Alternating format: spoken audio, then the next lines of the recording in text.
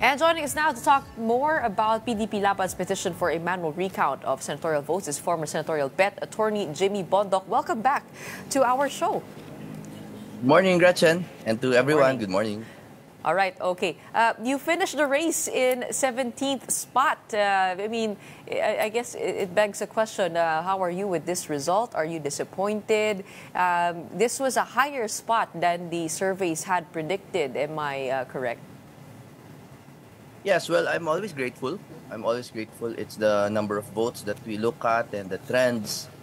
And, I never came into this race anyway with any form of expectation. Just here to run and to learn. And I'm very happy with it. And speaking about learning, I mean, we had you at the start of your campaign. What have been the learnings since then? I guess, how to garner a strong finish in the senatorial elections. Kamusta naman ang kampanya? Well, I learned, first of all, na hindi kita pwedeng tawaging maganda.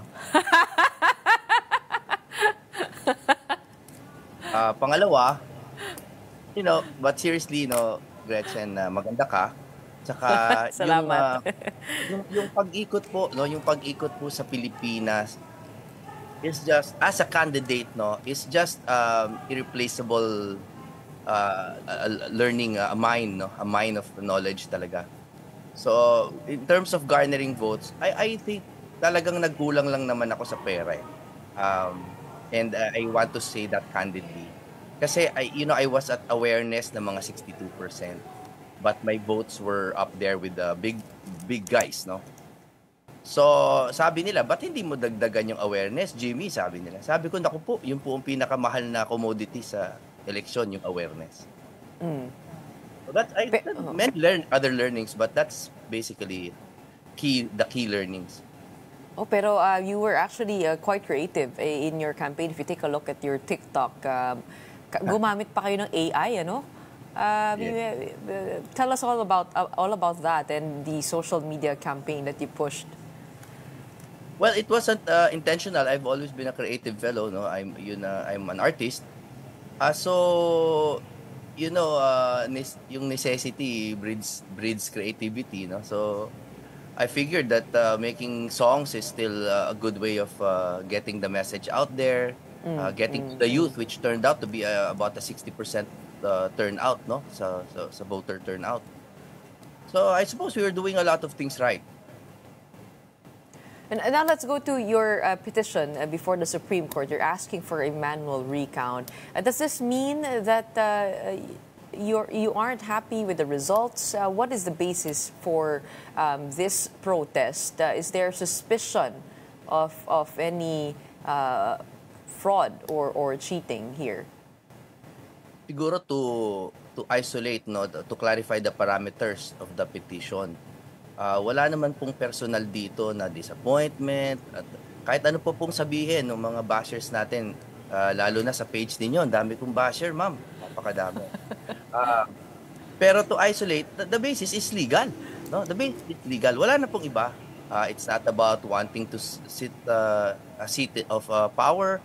It's just para po sundin yung mga blatantly na nalabag na batas. Yung manual count naman po, actually, medyo nagkakamali kami sa pagsabi ng manual recount. It's not manual recount, it's manual count. No, kasi po ang nakalagay sa batas, no, sa 9369, Section 31.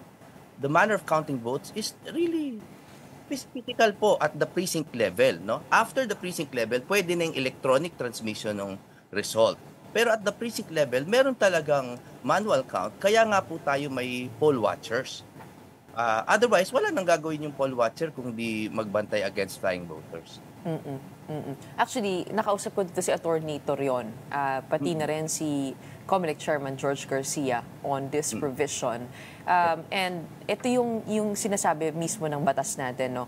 The member shall assume such positions as to provide the watchers and the members of the public as may be conveniently accommodated in the polling place an unimpeded view of the ballot being readied by the chairman of the election return and the tally board being simultaneously accomplished by the poll clerk and third member respectively without touching any of these election documents. Nung tinanong namin kay Chairman Garcia, nasabi niya kasi naging automated na yung counting. Dito sa bagong batas natin, automated counting election law. Pero kung may katanungan daw kayo, they welcome it. Dapat i-file ito sa Supreme Court. Pero ang sabi din niya, wala na sa kanila ang jurisdiction. Nasa after June 30, it will be with the Senate Electoral Tribunal and House of Representatives Electoral Tribunal. At wala rin actually sa Supreme Court. Dito na babagsak sa Senate at saka sa House. Handa ba kayo idalin doon? Well, that's the reason why we brought it early, no? Yung sa mga nagsasabi na bakit ngayon lang, mali po. Kasi po, supplemental nga to, ibig sabihin may nauna. At ang nauna nung April 3 pa kami nag-file, Ngayon, pag sinasabi po ni Chairman George na wala ng jurisdiction ng Supreme Court, lagi naman may jurisdiction ng Supreme Court kapag merong grave abuse of discretion, no, amounting to lack or excess of jurisdiction. That's the expanded jurisdiction of the Supreme Court. So, bagamat meron talaga sa SET tsaka sa HRET na jurisdiction dyan dahil lumilipat pagkatapos ng mga proclamation, oath, assumption, we are of the opinion that there has been grave abuse of discretion. But Chairman George Garcia also mentioned that this is the way it has been done over in the past elections and they just followed suit. What would you have to say about that? Well, I would have to cite the law on that, no? Dahil nakalagay po sa Civil Code na no amount of, kumbaga, I'm paraphrasing, no? Kahit po may mali na custom or na neglect na batas, it does not repeal the law. There's only one way to repeal or amend the law, which is by a succeeding law. Nakalagay po sa batas yan, kahit hindi natin sinunod, kailangan sunod. But in your opinion, were there irregularities in the elections that you wish to point to or that you observe? Well, it's not an opinion. Again, I'm trying very hard to refrain from giving opinions. There are facts, no? Kaya nga po kami nag-supplemental petition dahil nakalagay po sa Rule 10 ng Rules of Court that if there are supervening events, no? Parang i-apprise mo yung Supreme Court kung ano yung mga nangyari henceforth, no, after ng filing. At ang mga nakita naman po natin sa balita na supported by affidavits by now, no, ay meron talagang irregularities. Yung mga nahanap na balota, yung mga nahanap na mga election paraphernalia sa barangay Buhangin.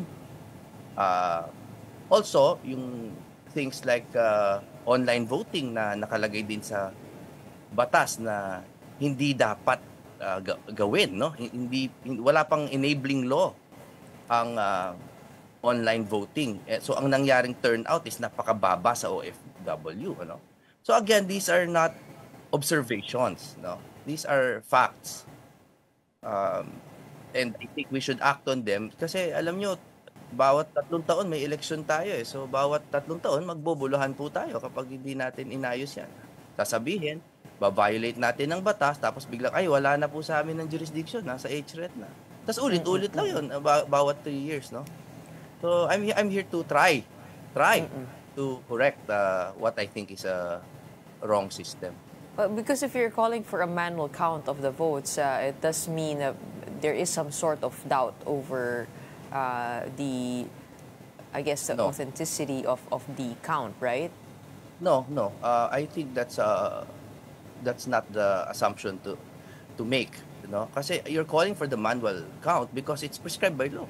I'm not proposing any other theory. Wala ako sinasabi na nagkadayaan. I'm here to be a watchdog na may mga batas na hindi nasunod at nilabag. At kung ano man po ang mga anomalya, alleged man yan, are actually secondary. Ang primary is the clear and blatant disregard of the law, no? Kung ano man yung naging resulta nun, bahala na po ang Supreme Court na aralin. Dahil yung mga nangyari na anomalya, kung meron man, ay nakaugnay doon sa paglabag sa batas. Ay, sabi kasi ni Attorney Torrio, no, nabanggit din niya sa programang ito na si Pastor Kibuloy in a precinct had parang the same number of votes in different barangays. Parang nagpapare-pareho yung mga count. Ano? Pare-pareho. Meron din Nakita ba ko kayong meron din ba kayong ganun na observe ba on your end? Ito, personal na first-hand knowledge to mula sa kaibigan, ng mga kaibigan. Meron akong kaibigan na singer, musician, sikat siya, but I don't want to drag him into this mess, no? Pero nag-single vote siya, bondok, no? Kasi talagang kaibigan siya, eh. At ang lumabas, Binay, no? With all due respect po, wala po tayong aspersions na ginagawa kay ma'am. So, ang daming nagbe-message sa akin na gano'n, na 10 ang binoto nila, 9 ang lumabas. Pero ito, first-hand knowledge. Another one is yung isa ko pong waiter sa Aromata, dun sa aking restaurant. Ganon din, nag-single vote siya, bondo, tapos Binay po yung lumabas. Again, it's not an allegation, it's a fact. Nag-affidavit din siya, nag-complaint siya, pero ang problema doon, tapos na yun. Tapos, wala na, nag-submit ka lang ng complaint, wala na. So, I'm not saying it's isolated sa akin. Ang sinasabi ko po is, there might be something wrong either with the computers or, like, for example, no, alam naman po natin yung sa software na ang ginamit yung 3.5 na version instead of the 3.4. Hindi yan dumaan dun sa independent source code review, hindi siya dumaan sa technical evaluation committee. So, wala na po ba tayong gagawin doon? Okay na yon, parang quits na lang, parang ganon. Yun po yung aming sinasabi na this is not moot because according to the law, di ba, pag moot na, hindi mo na pwede i-complain. Pero there are exceptions to that rule. And one of the exceptions is if it's capable of repetition yet evading review. And that's so jurisprudential. Capable to ng repetition. And in fact, in the next 3 years, in fact, 2 years. It will be the same process. Oo. Kailangan natin ayusin yung sistema kahit tatakbo man kami or hindi. That's people are missing the point, no? But it's okay, sanay naman tayo dyan. Well, would you know if yung mga nag-report sa inyo na iba yung lumabas sa kanilang balota, kung sila ay nag-file ng official report dito sa COMELEC? Yes, no. Doon mismo sa site, you're asked to complain, but hindi mo pwedeng picturean, hindi mo pwedeng iuwi yung complaint, iiwan mo lang doon. So that's the process na ginawa po ng COMELEC. So talagang wala pong kalaban-laban si complainant para sa akin, no? Has no response been sent by the COMELEC? Wala.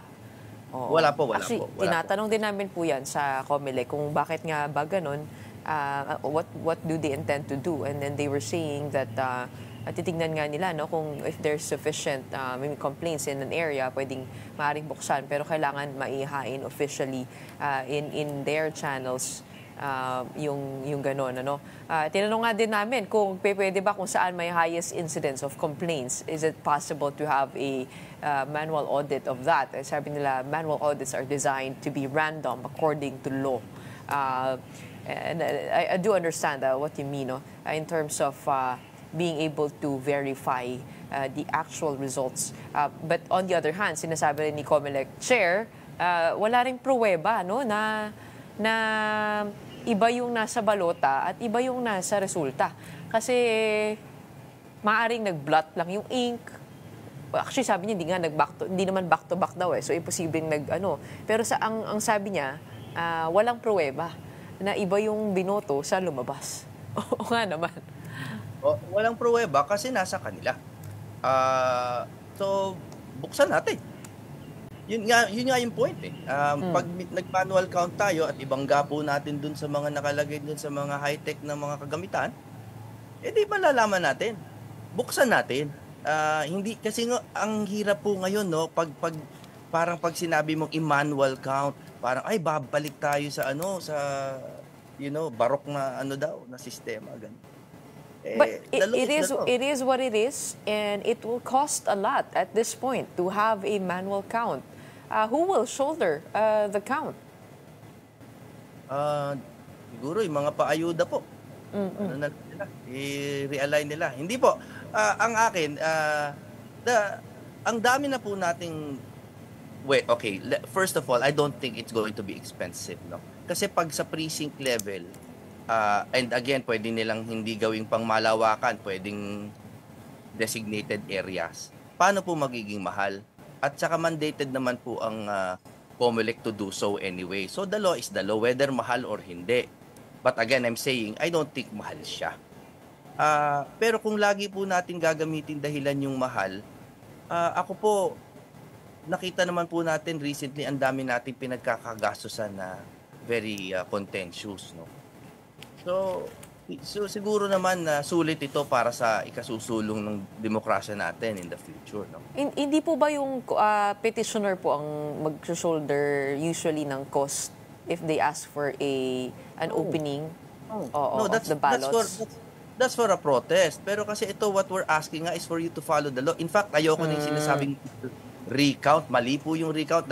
Pati ako, I'm guilty. Nagkakamali ako. It's manual count. It should have been counted at the impetus, no? Na bilangin natin ng manual, nakalagay po sa batas, bilangin natin para po may ibangga. Wala po kami ibang sinasabi kundi yon. Na kasi the supervening events have shown na it demands yung pagbabangga kasi nga halimbawa yung overvotes. Ngayon lang po nangyari sa kasaysayan ng mga halalan natin na mayroong 18 million overvotes, 16.8 million sa senatorial. Dati po hanggang 1 million lang yung overvotes, ano po. So, hindi ba ito enough? Hindi ba ito enough para subukan nating pagbanggain man lang yung physical doon sa technical, digital? What's next for Attorney Jimmy Bondoc? I mean, now that the Senate race is over, people are wondering, what's next for you? Well, I'm still a lawyer, thank God. So, I practice and I have not ever stopped performing bagamat hindi ako laging nasa limelight. So I've formed the Jimmy Bondoc Foundation, which it's been there for a few years, no, pero hindi ko siya ni-register muna, and now it's official. And lahat po ng ginagawa kong pagtatanghal at pati po parts ng kita sa law firm ay napupunta po dun sa foundation. Sino po tinutulungan ng foundation? It's geared kami towards education kasi ako po ay believer ng education po ay talagang the great equalizer. But it's yung purposes namin are multi-fold naman. Education, health, mga relief assistance, ganun. Pero education, meron na po kaming magiging scholar this year. May law students din kaming susuportahan kasi I believe in the study of the law. No? So, ganun po. Ganun po, mga simple lang po. May plano po ba sa 2028? Magko-concert po ako sa 2020. Sa West Philippine Sea. Joke. Pwede. Oo, pwede. Well, Attorney, pagdating sa paghanap ng katotohanan, kasangga mo kami dyan. There is no doubt about that. Thank you so much for being with us today and for sharing with us all about the petition of PDP Laban before the Supreme Court and your insights after the 2025 midterm elections. We have Attorney Jimmy Bondoc, senatorial candidate, joining us today. Thank you so much.